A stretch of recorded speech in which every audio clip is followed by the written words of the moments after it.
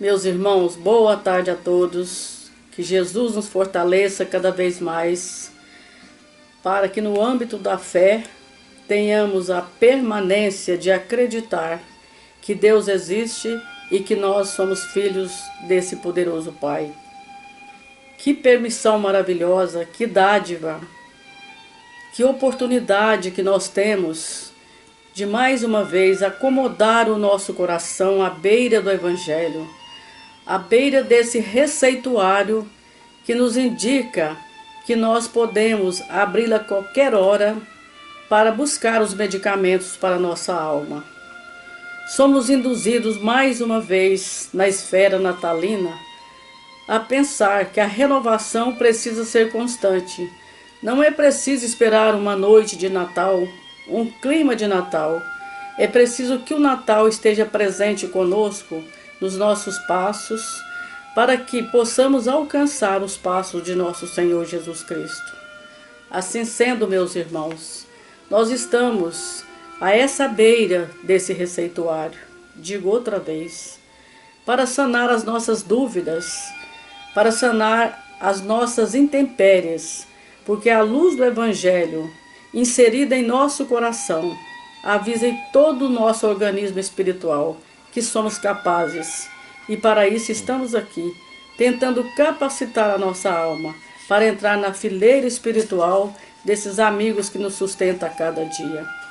Há milênios que nós estamos aqui, há séculos. Mas resolvido nessa hora, nós vamos, nos parâmetros espirituais, congregar com todos, comungar com todos, essa força natural que sai da nossa alma, e desejando a todos um Feliz Natal, que possamos então, meus irmãos, ter mais firmeza, ter mais coesão para que os nossos passos vindouros sejam firmes e tolerantes nessa senda que nos espera, que é a senda espiritual, que é a vida de Jesus em nós. Que sejamos todos gratos a Deus, que essa companhia da gratidão possa reforçar a nossa alma para sempre. Muito bom. É sempre bom estar mais uma vez aqui, todos nós juntos, podendo estudar um pouco mais, poder entender um pouco mais do Evangelho. Por isso que essas tardes de domingo para nós têm sido muito valioso. Por quê? Porque nós estamos compartilhando o pouco que nós estamos entendendo, e esse pouco que nós estamos entendendo já faz com que nós consigamos acertar um pouco mais, melhorar um pouco mais. E, consequentemente, com esses ensinamentos evangélicos, nós vamos então entendendo, sim, que a Terra é magnífica como escola, porque ela nos dá todos os recursos nos quais nós precisamos para conseguir superar as nossas dificuldades que advêm das nossas imperfeições, porque nós ainda somos a infância da humanidade. Mas o que importa é, nós já temos consciência disso, nós já estamos aprendendo uns com os outros, e essa é a maior bênção que nós podemos ter, e que nós possamos também, neste Natal, fazer-se uma retrospectiva, mas não aquela retrospectiva negativa que muitos de nós fazemos. Por quê? Porque é necessário sim que a gente também repare o que aconteceu de ruim. É necessário também que reparemos os nossos erros para que nós possamos ter os nossos acertos. Porque nós somos o resumo dos nossos erros e acertos. E o que somos hoje advém de muitos erros do passado, que não erramos mais. Então o que significa? Essa escola está fazendo jus ao seu nome. Nós estamos melhorando. E vamos dar então sequência no Evangelho, no capítulo 8, Bem-aventurados os que têm puro o coração. E nós estamos no item escândalos. Se a vossa mão é motivo de escândalo, cortai-a. Se alguém escandalizar a um destes pequenos que creem em mim, fora melhor que lhe atassem ao pescoço uma dessas mós que um asno faz girar e que o lançassem no fundo do mar. Ai do mundo por causa dos escândalos, pois é necessário que venham os escândalos, mas ai do ser humano por quem o escândalo venha. Tende muito cuidado em não desprezar um destes pequeninos. Declaro-vos que seus anjos no céu veem incessantemente a face de meu Pai que está nos céus, porque o Filho do Homem veio salvar o que estava perdido. Se a vossa mão ou o vosso pé é objeto de escândalo, cortai-o e lançai-os longe de vós. Melhor será para vós que entreis na vida, tendo um só pé ou uma só mão, do que terdes dois, e serdes lançados no fogo eterno. Se o vosso olho vos é objeto de escândalo, arrancai-o e lançai-o longe de vós. Melhor para vós será que entreis na vida, tendo um só olho, do que terdes dois e serdes precipitados no fogo do inferno. Vamos primeiramente explicar que o Cristo, ele precisava então usar dos ensinamentos também da época. Por isso que ele fala fogo do inferno, né? Mas a gente entende que não existe exatamente este inferno. Mas vamos lá, o que o Cristo queria nos dizer com escândalos, né? Ai daquele de quem vem o escândalo, porque será corrigido. Mas tem um detalhe que ele também fala, que é necessário que venha o escândalo. Por que será isso? A gente pode reportar isso, como por exemplo, em uma sala de aula. Em uma sala de aula, como que um professor consegue corrigir os seus alunos?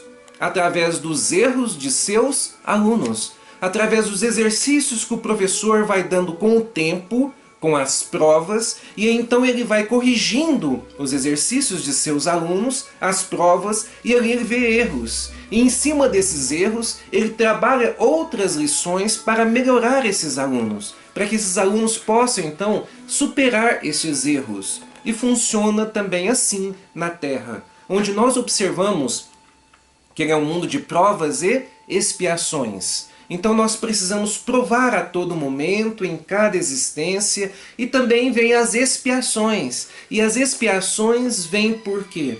As expiações vêm porque ela advém dos nossos erros, ela advém dos nossos excessos. As expiações são as correções dos erros que praticamos, dos excessos que praticamos nessa terra, em cima do nosso semelhante. Então vamos lá.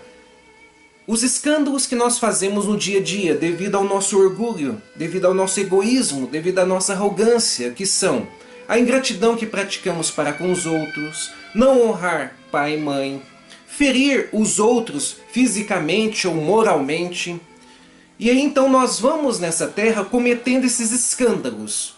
Só que tem uma coisa, o Cristo sempre nos ensinou da seguinte maneira, cada um conforme as suas obras. E ele vem nos dizer também, aquele que ferir pela espada será ferido.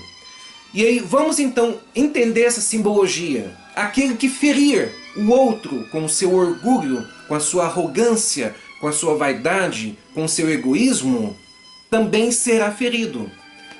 Na mesma proporção ou até mais. E muitos dizem assim, mas por que mais? Que a gente pague só o que deve. Mas acontece que muitos de nós não sabem, não têm noção do que o nosso escândalo pode proporcionar no outro. Eu vou dar só um exemplo para a gente ganhar tempo da maledicência, por exemplo. Vamos observar uma pessoa que usa de uma maledicência dizendo assim, olha, o marido daquela fulana está traindo ela. Né? E de repente, então, essa mulher está falando para todos os vizinhos, essa fofoca chega justamente no ouvido daquela esposa. Aquela esposa vai brigar com seu marido. Olha, está todo mundo falando que você está me traindo. Né? E talvez não esteja traindo. Mas aí, a partir daquela maledicência, todo mundo então ouvindo aquilo, a esposa também, ela quer saber de fato, olha, você está todo mundo falando, está traindo? De repente esse casal então acaba se desentendendo, pode vir a separar. Os filhos então podem ficar traumatizados com isso, porque nós sabemos que uma separação causa muitos traumas nos filhos. E aí depois talvez um dos dois que amava muito o outro também, um dos dois cônjuges ali, pode ficar triste com isso. E nós sabemos casos de pessoas que vêm até a falecer por causa disso.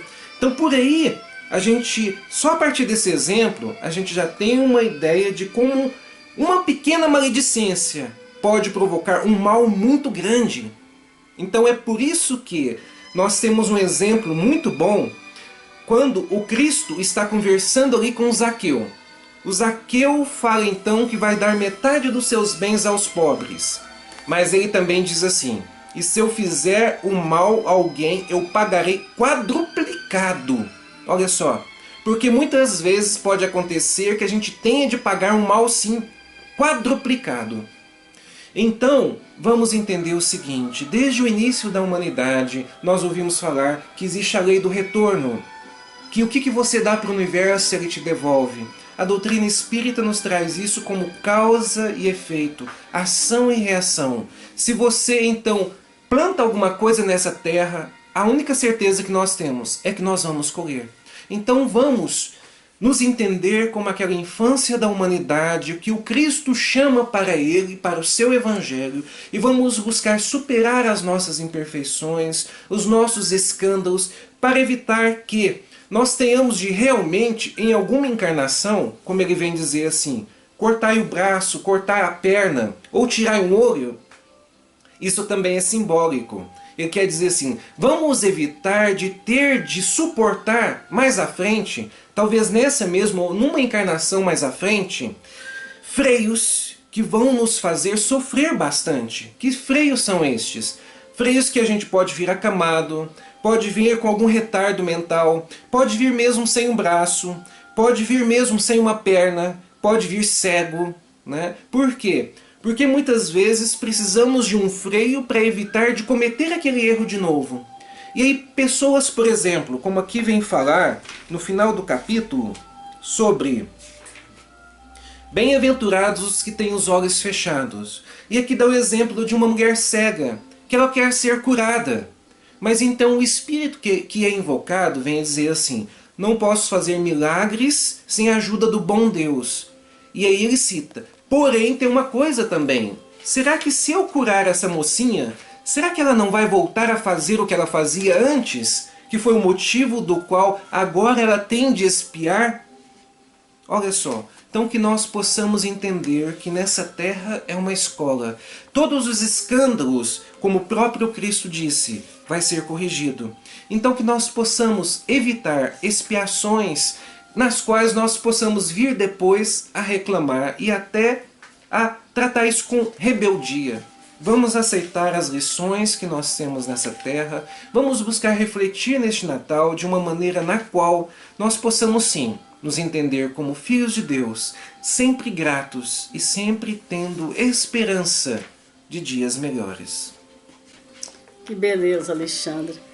Esse capítulo favorece ao nosso coração a lembrar que tudo que nós fizermos contrário à lei de Deus, nós estamos arruinando a nossa própria alma.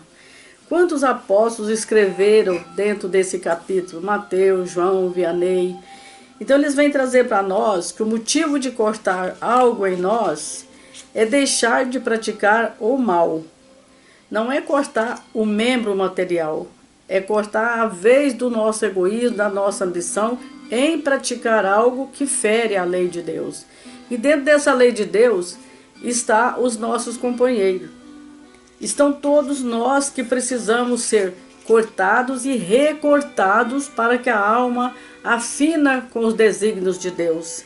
É interessante lembrar, para desfrutar de alguma coisa, é preciso que a gente planta. E no plantio ainda temos o adubo, temos a rega, temos a capina. Então a nossa alma está dentro desse campo. Para nós obtermos e permanecermos com o Cristo, é preciso que nós tenhamos bastante atenção nesses escândalos, que é o cortar da lei de Deus, que está presente em nós, que precisa de nós, porque a terra está clamando por nós. E a terra somos todos nós que estamos aqui pisando nesse território. Então não é somente atender os caprichos que nós temos de lidar. Nós temos 5 sentidos atentos. É termos tudo isso para que sejamos um filho de Deus verdadeiramente. Nós lembramos que quando corta algo em nós, que é uma decepção, a gente pensa que aquele que nos fez a decepção é inimigo nosso. Não é, não. Ele é um professor de todos nós. Esses escândalos que vêm, que têm necessidade de vir, é para burilar os nossos sentidos, a nossa alma. O nosso espírito, ainda nessa forma nublada, vem buscar no evangelho de hoje o levantar de uma força natural que já está em nós. Basta que, quando Cristo falou para o paralítico, levanta-te e anda, ele não só mandou levantar, ele mandou caminhar, andar, ter a força necessária, abandonar o aleijúme dele. Isso é importante. Nós temos muitos recursos para analisar o nosso comportamento, que é isso que o Evangelho vem pedir para nós. Cortar o nosso pescoço, cortar a nossa mão não significa nada, se o Espírito é que comanda. Basta ver que um paralítico, ele tem todos os sentidos de dar um coice na gente quando ele está nervoso. Então o Espírito que está comandando. Então é para cortar as arestas da alma. Isso que nós temos que prestar atenção. Então o objetivo do escândalo é para a gente enxergar mais com o espírito cristão. Que se eu não posso fazer para o outro, porque eu não quero que o outro faça comigo. Então escandalizar significa arruinar essa lei de amor que nos espera tanto. Verdade. Não tem, assim, exemplo mais simples do que este. Tal qual daquela criança que sempre estava beliscando seus irmãos, né? Para ele era tão legal, tão divertido, mas chega a mãe então até ele, vai dar um beliscão nele. Aí ele, nossa, dói, né? Ah, dói. Então é bom você saber que dói para você não beliscar mais seus irmãos. Então é por isso que nós aprendemos com nossos erros. Principalmente, por exemplo, a ingratidão dos filhos. Não tem coisa que corta mais o coração de uma mãe ou de um pai do que a ingratidão dos filhos. Mas uma coisa nós podemos ter certeza. Essa ingratidão está ensinando esses pais a nunca mais serem gratos com seus pais em uma próxima reencarnação, por exemplo. Ou talvez até nessa. Porque eles vão supor que eles foram ingratos com seus pais e de repente, um exemplo, estão tendo filhos ingratos. Aí eles vão lembrar, nossa, a gente era desse jeito com os nossos pais. Ainda há chance deles poderem de alguma maneira chegarem a seus pais e mudarem o seu jeito de ser também na mesma existência. Então todos os ensinamentos são preciosos para todos nós que estamos nessa terra e que possamos então aprender com esses dois. Chico Xavier, o Cristo, todos eles trazendo para nós ensinamentos nos quais, se a gente realmente abraçar, buscar ali abraçar como uma criança, com humildade, com resignação, com submissão, uma coisa é certa, nós conseguimos superar as nossas imperfeições.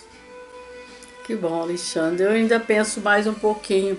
Nós que estamos inclinados ao mal, que não percebe o mal que nós fazemos quando atiramos pedra no outro pelo pensamento, nós estamos subjugados ao jugo do instinto ainda. Então a infância é para ser corrigida dentro desses parâmetros do escândalo. Então, como Jesus fala, deixar virar minhas criancinhas, não é a criança que está com o corpo pequeno, é a nossa infantilidade espiritual. É isso que o Alexandre quis dizer para nós. Então, se nós quisermos atrairmos bons modos, é a intimação do nosso eu espiritual mudando o comportamento em relação ao outro. Então, esse amor de Deus que está esperando por nós há quantos séculos, é que vai agasalhar o nosso coração, o nosso espírito, nos parâmetros da doutrina que vem clarear para nós. Então, esse reconhecimento nós temos que ter diariamente, 24 horas. Lembrar que nós estamos ainda sob jugo dos instintos e temos que sair para entrar na maturidade espiritual. Que maravilha essa tarde, né? Muito bom. Bom demais. Você quer dar sequência no outro livro? Vamos dar sequência. Eu escolhi do livro Bênção de Paz uma leitura maravilhosa que chama, a leitura 35 do Bênção de Paz, de Emmanuel com Chico Xavier. Temos a parábola de Marcos. A leitura chama-se Ouçamos Também. Depois, erguendo os olhos ao céu, Jesus disse, Afatá, que quer dizer, abre-te. Quando Jesus fala isso para nós, Alexandre, eu sinto assim, se ele está pedindo para a gente abrir, ele está até impondo, né? Abre-te. Abrir o quê? Abrir a alma, abrir no entendimento. Aí vem Emmanuel calorosamente com Chico Xavier e explica para nós o que é isso. Está dentro do Evangelho, interessante. A gente não tem costume de acompanhar o Evangelho procurando a leitura, a gente abre aleatoriamente. Então vamos ver o que Emmanuel vem falando.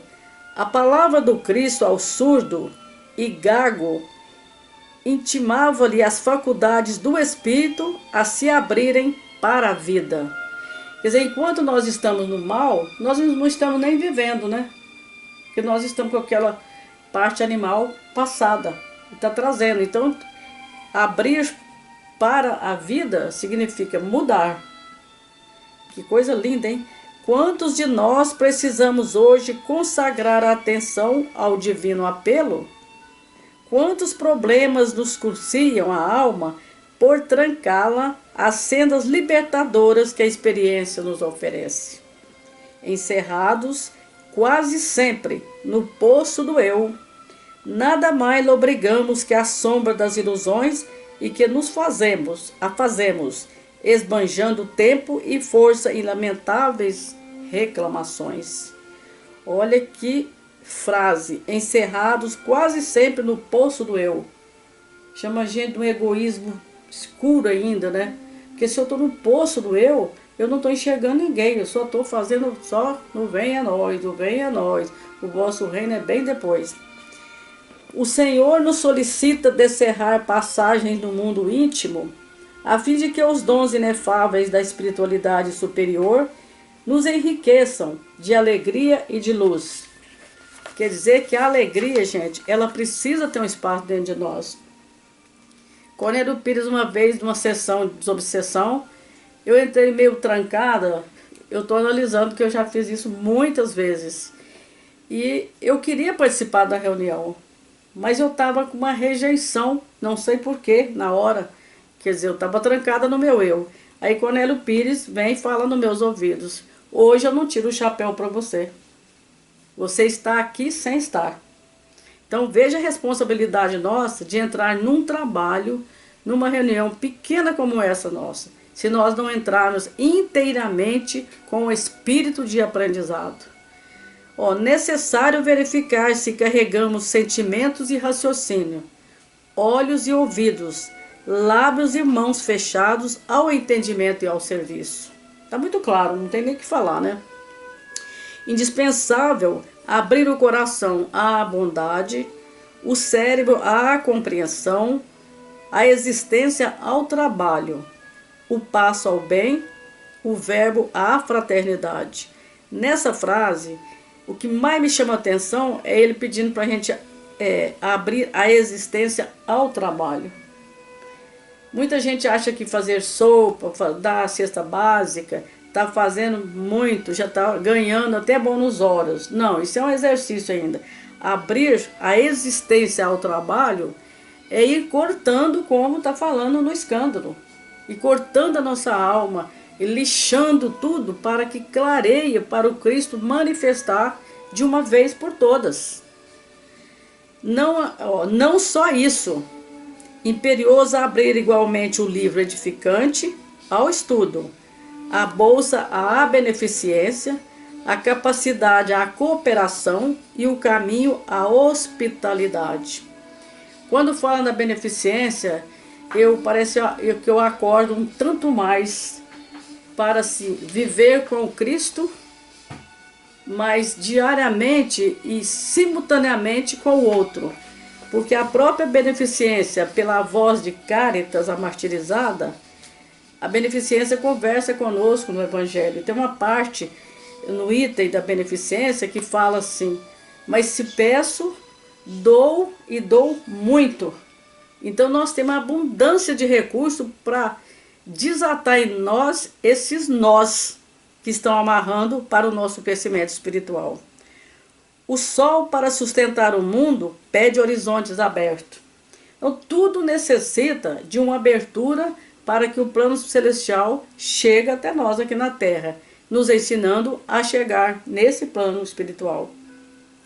Diante do enfermo de espírito, encarcerado em si próprio, disse Jesus: abre-te. Saibamos acolher a advertência sublime e, perante a luz do infinito amor de Deus, rompamos a clausura do eu e ouçamo-la também. Olha que maravilha. Falou tudo do escândalo, né? Que maravilha, né? Então, falta em nós é decisão. Porque, geralmente, eu sempre falo, nós não temos problema nenhum. Nós temos obstáculos a ser superados. E isso só depende de nós, se nós quisermos superar. Senão, esses obstáculos vão ficar acumulados e na outra existência, será que nós vamos ter a mesma oportunidade que estamos tendo aqui? Então, vamos em frente, meus irmãos, para que as nossas faculdades sejam abertas para que o Evangelho seja plantado, mas nós também plantando alguma coisa naquele ser humano que é mais infeliz, que precisa mais do que nós. Então, que possamos ter ouvido e olhos para ver a necessidade do próximo sem que ele nos peça. Muito bom. Nos falta decisão, que advém da boa vontade. É por isso que o Livro dos Espíritos sempre nos diz que não é difícil superar as nossas dificuldades, mas o que falta-nos é vontade. Vontade realmente de fazer as coisas. A maior parte de nós diz eu quero, mas está só na boca, não está realmente no coração. E é por isso que o Cristo insiste: abra os teus olhos, abra os teus ouvidos para as lições, para realmente a superação das suas dificuldades, para que você possa ser feliz de verdade, para que você possa superar as suas imperfeições, para que nós possamos dar as mãos e realmente sermos fraternos. E lembrando que isso advém desde as pessoas mais simples às mais cultas. E não é mérito das mais cultas, como Cristo lá atrás chamou os fariseus, que eram os estudiosos, de olhos fechados, de ouvidos fechados. Olha só, que eram cegos e surdos. E é por isso que ele muitas vezes buscavam os mais simples. Buscavam então a multidão, os que lhe diziam que ali estavam doentes, mas porém estavam humildes de coração. Ele chamou naquele momento os que se achavam sábios de sãos. Mas não é que realmente estavam sãos. Até mais doentes do que os que o Cristo foi buscar. Porém eles se achavam sãos. Eles não queriam escutar. Então que nós possamos, com a oportunidade que nós temos, principalmente na época atual, de buscar aprender com o ser, porque o ser aprende com o ser, principalmente na época atual, que nós já passamos por tantos erros, por tantas catástrofes, que nós podemos filtrar hoje. Muitos de nós que queremos fazer alguma maldade, nós sabemos de alguém que já fez. Muitos de nós que estamos pensando em errar de alguma maneira, nós sabemos de alguém que já errou daquela maneira. E nós sabemos também que o resultado não foi uma boa coisa. Então que nós possamos aprender com tudo isso que nós temos à nossa volta, entender que essa é a última hora para a nossa renovação, um momento de transição, que nós podemos, sim, dar as mãos e então alcançar a regeneração tão almejada de corações tão sofridos neste mundo. Que bom. Gostaria de dizer mais alguma coisa? Eu observo que o recado está dado, não por nós, pelo Evangelho de nosso Senhor Jesus Cristo e pelo bênção de paz pelas mãos de Chico e Emanuel. Então cabe a nós aumentar os nossos passos, não com correria, mas com constância, para que esse Evangelho plantado em nós possa dar frutos.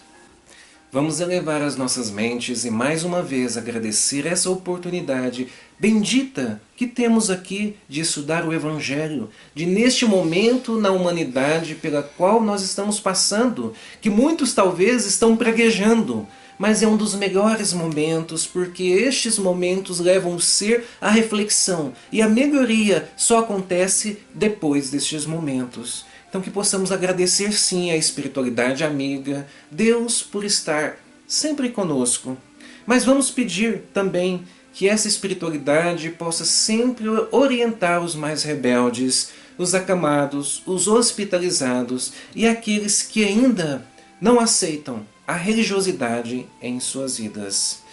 Que assim seja, e nós desejamos então uma boa semana para todos. Um abraço. Que assim seja para todos, né?